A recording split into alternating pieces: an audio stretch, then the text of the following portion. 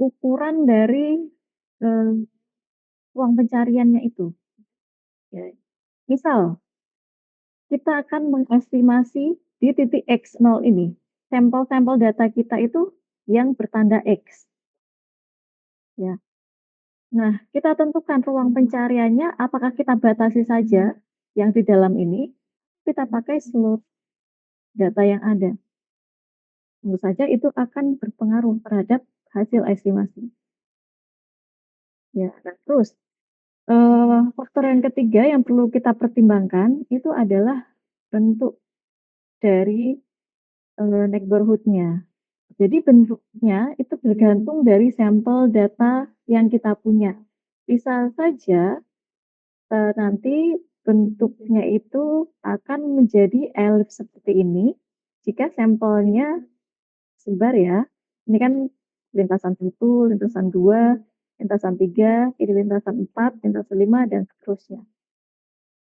Ya, ini bentuknya seperti elips. Maka, eee, ini, eee, bentuk yang elips ini bisa mempengaruhi nilai estimasi juga karena kan, data sampelnya sebenarnya bentuk elips.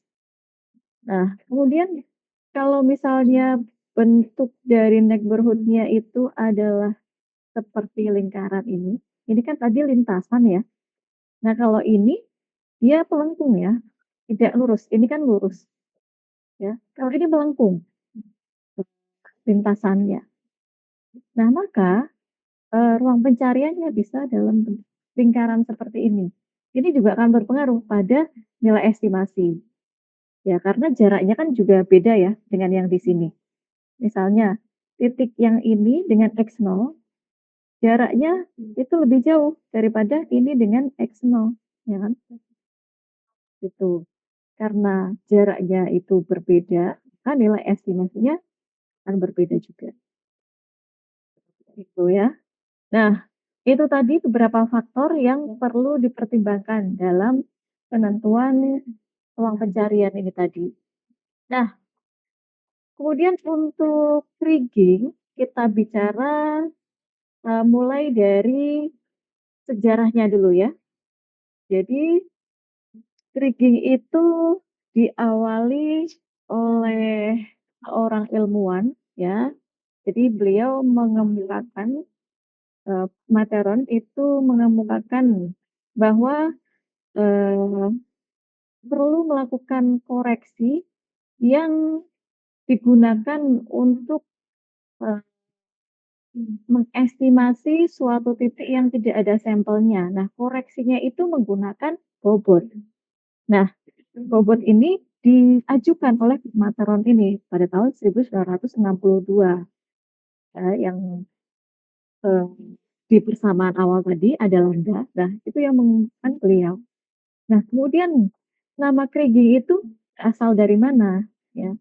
Kriging ini, diambil dari seorang ilmuwan, ya, seorang statistician dari Afrika Selatan namanya Gigi Wheatridge, di mana beliau itu yang pertama kali, mengemukakan tentang estimasi kriging. Jadi beliau itu yang, eee, pertama kali memperkenalkan ya, kriging itu digunakan untuk mengestimasi, pada titik-titik yang tidak tersampel dan, eee, bisa digunakan untuk mencari error variance-nya. Sementara yang sebelumnya di teknik estimasi yang konvensional, kita belum menghitung error variance-nya ya dari data-data sampel yang sudah dipunya. Di sini sudah mulai diperhitungkan error variance-nya, maka, nama beliau diabadikan ya menjadi, metode untuk estimasi ya yang advance yaitu rigging. Nah, kemudian rigging ini,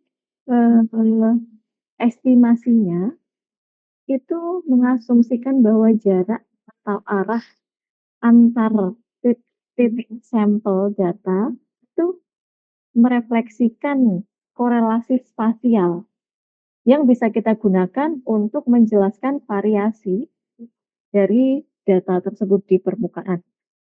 Jadi kalau kita punya data sampel, ya data sampel kita, ya kan kita lakukan pengukuran di permukaan ya, permukaan bumi. Nah, antara titik pengukuran satu ke titik pengukuran kedua, kemudian titik pengukuran kedua dan titik pengukuran ketiga, itu kan ada korelasi spasial. Ya, misalnya semakin ke utara, data porositas batuan itu semakin besar atau semakin kecil. Nah, itu kan korelasi spasial. Sehingga kita bisa menjelaskan variasi dari porositas tadi, ya, gitu. Nah, itu bisa estimasi dari kriging ya. Nah, kriging ini, juga merupakan suatu alat ya, alat matematis, eee, jadi untuk mendefinisikan nilai pada titik-titik yang tidak ada sampelnya dari data sampel kita, ya. Jadi dari misalnya 50 sampel data gaya berat, kemudian itu akan kita estimasi eee, di lokasi yang tidak ada sampelnya. Misalnya antara titik satu dan titik 2, tengah-tengahnya itu kan kosong ya datanya. Nah, itu akan kita estimasi. Nah, estimasinya itu menggunakan alat ya, alatnya itu disebut sebagai kriging. Nah, kriging ini untuk mendapatkan nilai estimasi ada beberapa proses yang perlu dilakukan. Prosesnya itu, eee, dari mulai penentuan bobot ya, penentuan bobotnya itu perlu informasi terkait dengan model variogramnya, ya. Makanya di pertemuan-pertemuan sebelumnya kita bahas tentang variogram juga kan, meskipun nanti akan dibahas lagi tentang variogram, gitu ya. Jadi, eee, di dalam menentukan krigi ada banyak prosesnya, ya. Untuk estimasi di titik yang tidak ada sampelnya, itu ada beberapa proses, mulai dari penentuan bobot, di mana penentuan bobot itu perlu model variogram, ya. Kemudian, setelah penentuan bobot, nanti baru kita lakukan inverse matrix, sehingga nanti kita gunakan untuk penentuan nilai pada titik yang tidak sampel tadi, ya. Nah, kemudian kita menggunakan varians juga. Nah, jadi informasi varians itu, kan kita sudah pernah bahas ya tentang varians. Varians ini kita akan gunakan untuk menentukan error, ya, error pada, estimasi tersebut, tuh. Jadi, nanti kita tahu, kita akan mengetahui apakah nilai estimasi kita itu, error variansnya tinggi atau rendah. Tentu saja kita akan meminimalisir error-nya, ya kan?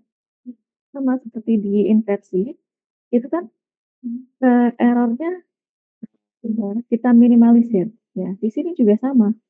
Jadi error variansnya kita minimalisir, gitu. Sehingga nanti, eee, pada saat melakukan estimasi menggunakan kriging, itu menggunakan 3 kaidah yang seringkali disingkat dengan kaidah Blue. Nanti kita bahas ya, kaidah Blue itu seperti apa. Nah, kemudian, teknik estimasi kriging ini merupakan, teknik estimasi yang paling, cocok gitu ya ketika, kita punya data yang punya korelasi secara spasial, baik itu, eee, informasi terkait dengan jarak antara titik sampel ataupun arahnya ya kemana gitu. Nah, sehingga, kita bisa menentukan atau mengestimasi lokasi-lokasi yang tidak tersampel tadi. Dan, teknik estimasi ini seringkali kita gunakan di earth science, dan juga di, geologi ya, gitu. Nah, ini ada 3 kaidah tadi ya yang diterapkan pada estimasi kriging, kriging jenis apapun, baik itu simple kriging, ordinary kriging. Nah, 3 kaidah itu apa saja? Bisa kita singkat dengan BLUE ya. Kaidah pertama base, kemudian kaidah yang kedua linear, dan yang ketiga adalah unbiased estimator. Kaidah yang pertama ini adalah base ya. Jadi, eee, kaidah yang B ini ya, B singkatan dari base, kita berharap bisa meminimumkan error variance-nya, ya kan. Kita harapkan bisa meminimalkan nilai error variance, ya sehingga nilai estimasi kita itu, eee, bisa lebih yakin, ya. Kemudian kaidah yang kedua adalah yang L ini, L itu linear. Jadi dalam estimasi kriging ya antara titik sampel dengan bobot, kemudian kita bisa mengestimasi pada lokasi yang tidak tersampel, itu menggunakan kombinasi linear ya, kombinasi linear. Dan kemudian kaidah yang ketiga adalah unbiased estimator. Jadi, eee, unbiased estimator ini, ya misalnya kita mau mengestimasi di titik O dari 4 data sampel yang kita punya ya di sini. Z1, ini Z2, Z3, dan Z4. Ya. Dari 4 data sampel kita akan estimasi nilai pada titik O. Nah, kita berharapnya kan error variance yang minimum gitu ya dan hasil estimasinya tidak bias. Tidak bias itu maksudnya apa? Kita estimasi menggunakan, eee, metode kriging pun ya, nilainya itu tidak berubah ya, beda pun juga, di belakang koma gitu ya. Jadi unbiased itu nilainya unik di sini. Jadi 3 kaidah ini ya yang perlu kita terapkan ketika kita melakukan estimasi menggunakan kriging. Dan sering disingkat dengan BLUE, Base Linear Unbiased Estimate. Si kriging ini kan merupakan salah satu metode untuk menginterpolasi ya. Interpolasinya ya secara eksak karena dilakukan dengan melakukan perhitungan, bisa kita pertanggungjawabkan ya perhitungannya, di mana, eee, variogramnya ya, pada saat mengestimasi ini, di sana itu tidak ada efek nugget ya, itu yang perlu diperhatikan ya, tuh. Nah, bobot pada teknik estimasi kriging ini bergantung pada lokasi ya, makanya kalau jaraknya beda, ya nanti hasil estimasinya beda juga, karena hanya bergantung pada lokasi dan fungsi covariance-nya, ya. Estimasinya itu tidak bergantung pada data, ya, itu. Jadi, eee, itu yang perlu diketahui terkait dengan, teknik estimasi kriging, ya. Kalau covariance ingat kan ya, persamaan covariance seperti apa? Ingat nggak? Kita bahas kan ya, karena covariance ini nanti kan selalu kita gunakan untuk menghitung kriging. Kriging apapun pasti pakai covariant ya, baik itu simple kriging, ordinary kriging, kriging with trend, co-kriging itu juga menggunakan fungsi covariant ini. Makanya yang sudah kita bahas di pertemuan-pertemuan sebelumnya itu jangan sampai dilupakan ya. Kita pernah membahas tentang variogram, itu kita pakai juga ya di estimasi kriging, pernah bahas covariant, variansi, ya, itu kita pakai semua untuk mengestimasi menggunakan kriging. Betul. Nah, kriging ini merupakan metode interpolasi yang bisa mengestimasi titik-titik yang tidak tersampel secara halus ya, secara smooth.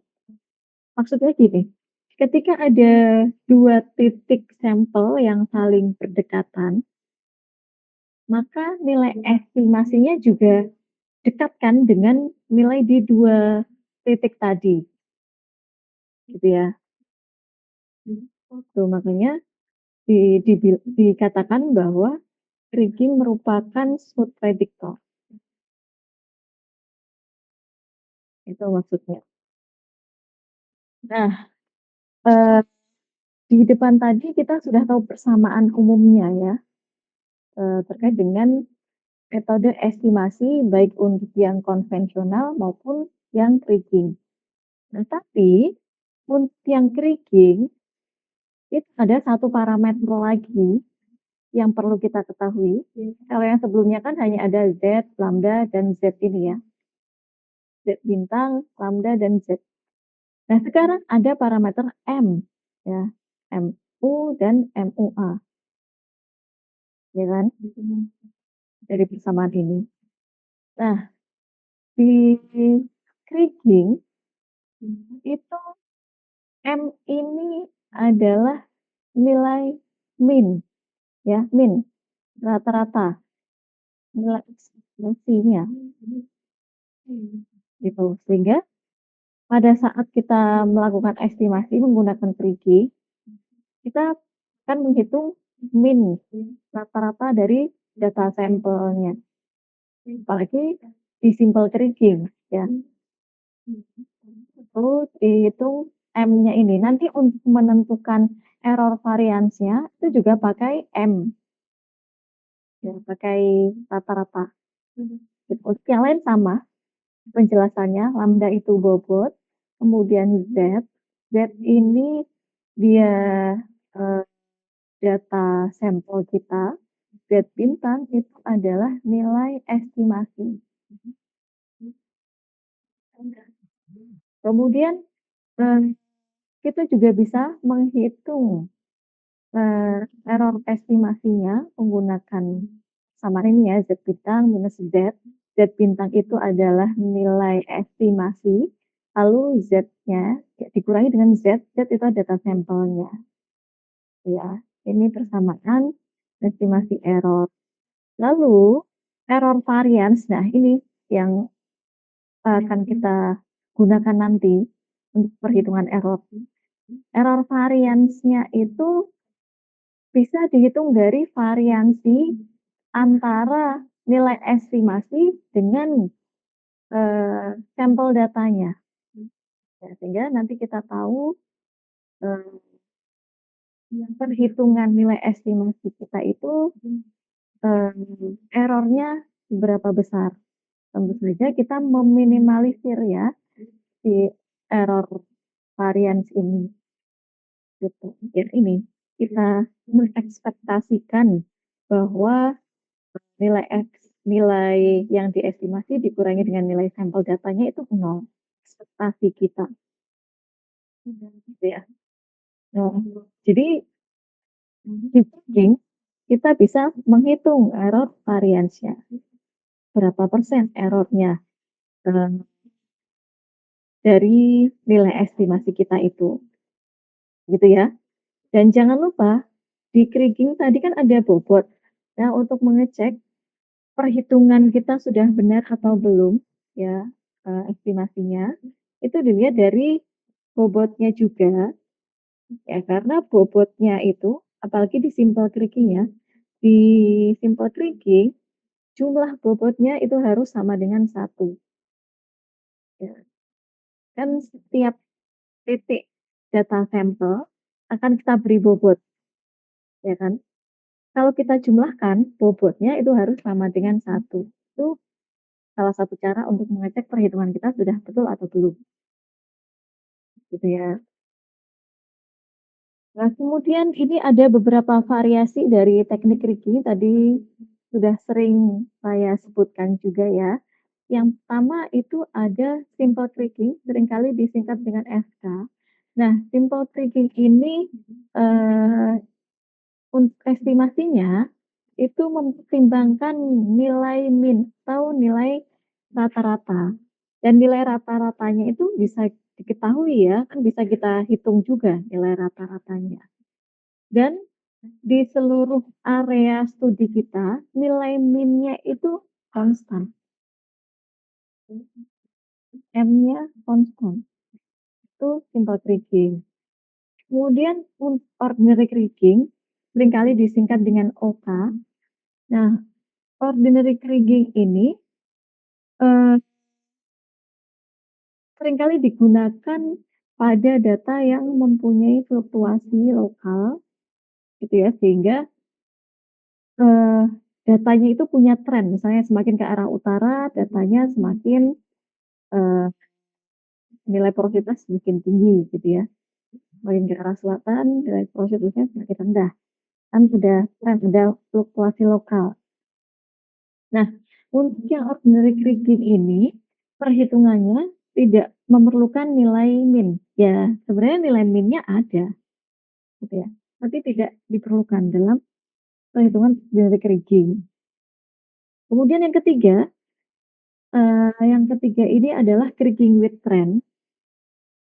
Kriging with trend jadi, namanya saja ini ya, ada trennya. Jadi digunakan pada data yang mempunyai tren tertentu, ya baik itu, tren regional maupun tren lokal, gitu. Kalau tren regional berarti semakin yang tadi ya contohnya, semakin ke arah utara datanya akan semakin besar atau semakin kecil nilainya. Kalau tren yang lokal berarti kita batasi ya menggunakan, dari seluruh area yang dipunya, dibatasi pada area yang lebih kecil, itu dia punya tren juga, gitu ya. Nah, untuk yang Tricking with Trend ini, di sini ya nilai min-nya ada juga, ya, nilai min-nya ada juga. Tapi nilai min di sini tidak digunakan untuk perhitungan estimasi pada Tricking with Trend. Nah, mengapa yang ordinary cracking dan cracking with trend ini tidak diperhitungkan ya, pada estimasi kriging? Karena min pada sampel data yang luas, ya semua data kita hitung minnya dengan sampel data yang kecil, misalnya di pojok bagian bawah, itu nilai minnya beda. Ya. Makanya nilai min tidak diperhitungkan ya pada dua ini. Nah, nanti lebih detail lagi, ya masing-masing teknik estimasi itu akan kita bahas di setelah UTS. Ya, gitu. Ya, ini persamaan umumnya di semua tricking seperti ini. Ya, ada yang mau ditanyakan dulu?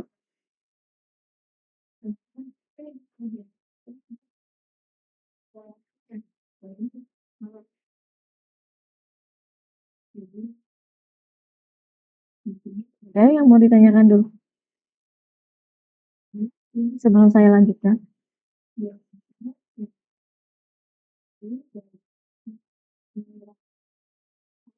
Belum ada, Bu. Belum ada ya? Oke. Ya, karena ini masih pendahuluan terkait dengan teknik estimasi yang lebih advance yaitu kriging, nanti detailnya, bagaimana perhitungannya, ya kalau kita pakai perangkat lunak, itu kan ya tinggal kita klik-klik saja. Tapi perhitungan, manualnya seperti apa, itu akan kita pelajari nanti ya di setelah UTS. Oke, kemudian kita lanjut. Nah, eee, ini kan pertemuan kita yang ke-7 ya, berarti saya ingatkan lagi, minggu depan itu kita akan UTS ya, minggu depan kita UTS. Nah, UTS-nya akan online atau take home atau offline, itu akan saya informasikan nanti ya, melalui GCR, gitu. Saya berharapnya bisa offline, tapi masih menunggu keputusan, eee, apakah bisa dilaksanakan secara offline, ya. Nanti akan saya kabarkan lagi, eee, apa namanya, jadwal pastinya ya, kita mau offline, take home, atau online. Kemudian untuk materinya itu semua ya, dari pertemuan pertama sampai ke pertemuan hari ini, ya dari pertemuan pertama kan terkait dengan statistik dasar, ya, univariat, bivariat, kemudian multivariat statistik, gitu kan ya.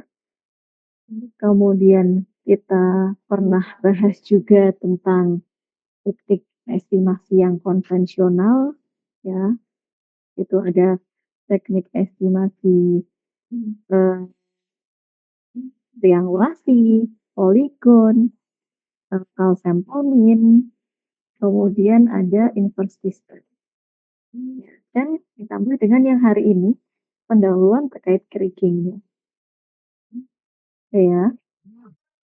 Itu, informasi, ujiannya di pekan depan. Nah, ujiannya itu di jam dan hari yang sama ya dengan kuliah, berarti minggu depan di hari Selasa, tanggal 18 Maret, jam 10 pagi ya. Untuk online, offline saya akan informasikan melalui GCR.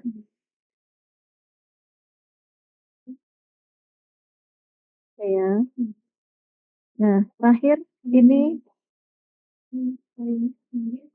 terkait dengan absen, saya lihat dulu.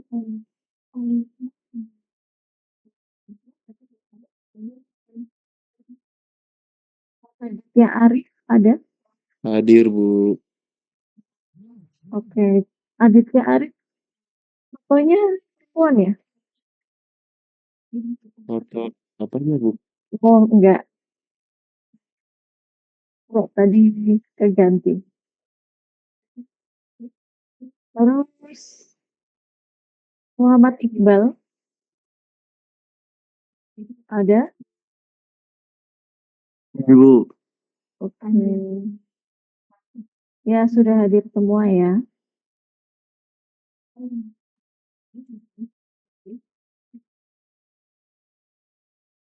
Maruli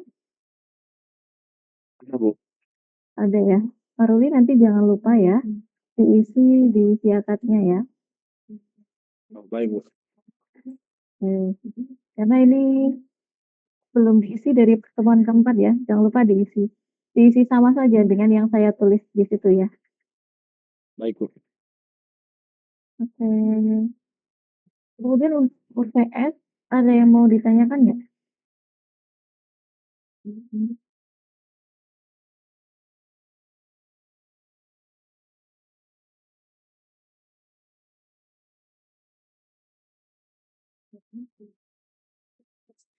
Untuk tipe soalnya nanti gimana ya, Bu?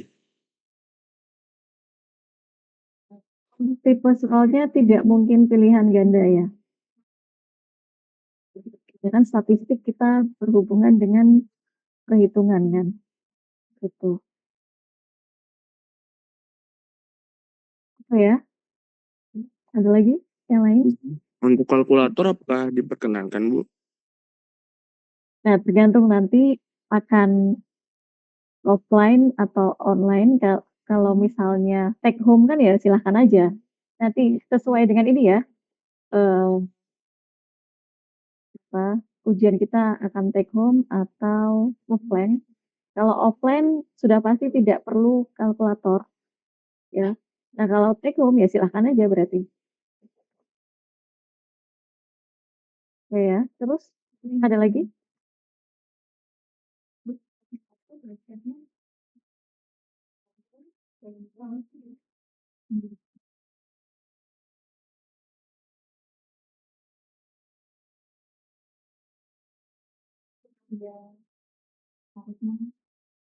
Nggak ada? Kalau tidak ada, silahkan dipelajari kembali ya, mengenai materi yang sudah kita pelajari, mulai dari pendahuluan ya, kemudian univariat, bivariat, multivariat, lalu, estimasi lokal yang menggunakan konvensional dan, pendahuluan kerikil ini.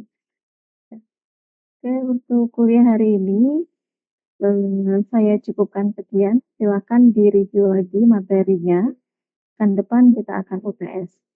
Oke, saya tutup temuan kali ini, silakan bisa dilanjutkan dengan belajar mandiri ya, eee, terkait dengan materi yang sudah diberikan.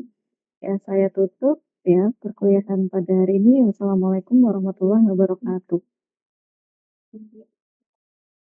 Waalaikumsalam warahmatullahi wabarakatuh. Terima kasih, Bu. Sama.